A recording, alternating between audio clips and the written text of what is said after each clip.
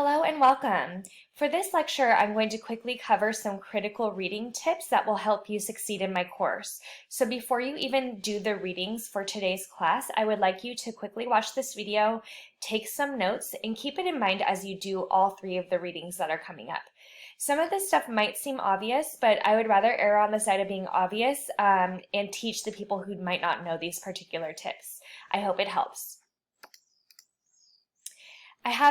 I think about 5 steps for you. The first one is to try not to read at a time when you know you have trouble concentrating. So that is one of the tips that might seem obvious to you, but when you do that, you are setting yourself up for failure. So say you get into bed, take out your laptop and start doing the readings at 8, 9 p.m.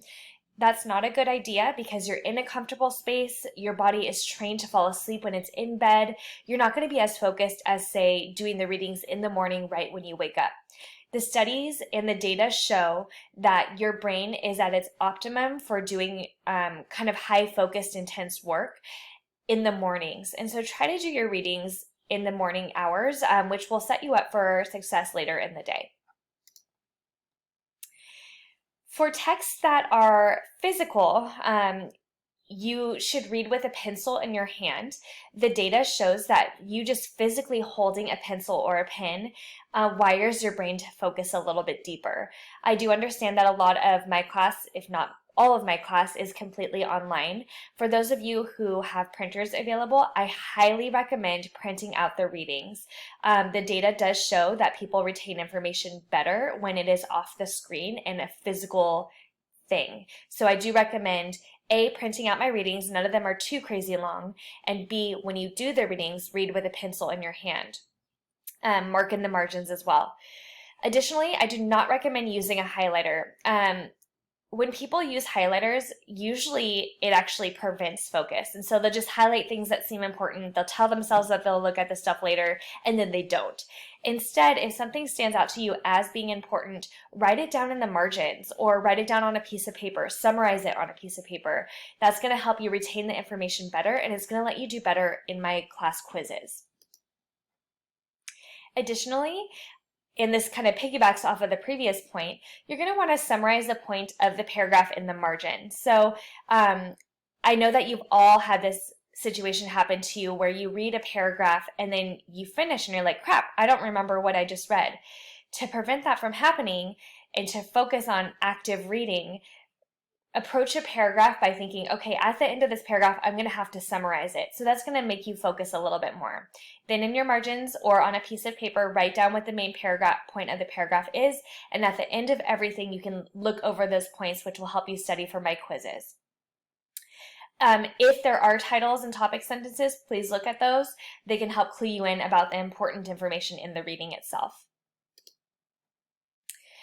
This is good for all of your classes. When you're done with a reading, come prepared to say 2 or 3 things for class. And so again, this is a very specific quarter in that it's online. But if you finish a reading and you have 2 or 3 comments to add to our discussion boards, it's going to force you to actively read. These comments can be comments of agreement. They can disagree. And those are some of my favorite comments, is when you take a critical lens to whatever the reading is. You can think of personal anecdotes, personal stories that add to the reading. But do come up with a few comments to say for the readings for my class, and that's going to help you with my discussion posts. And last but not least, for my class, this is going to be very, very helpful and very necessary. When you are done doing a reading, I want you to be able to answer the following questions. 1, what is the claim? After every single reading in my class, please make sure that you can answer what is the main argument of the reading. If you're able to do that, you're going to do well on my quizzes. Additionally, you're going to want to think about whether or not the argument is well supported. Not all of the readings in my class are going to be good, well-constructed arguments. Some of them are going to fall short. I want you to have a critical eye to these readings and think about whether or not you actually buy what the person is saying based off of the evidence. And it's going to become easier and easier as you get the tools that I give you in this argumentation class.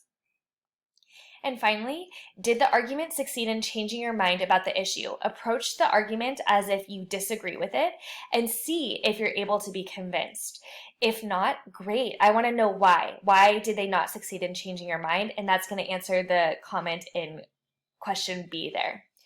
So I hope that that was helpful for you, and it will lead to your success in my class and specifically on my quizzes. If you have any other critical reading tips that have worked for you, please let me know and I can send out a quick email and tell people what has worked for others in the class. Have a wonderful day, and I look forward to seeing what you guys have to say for the readings after tonight's class.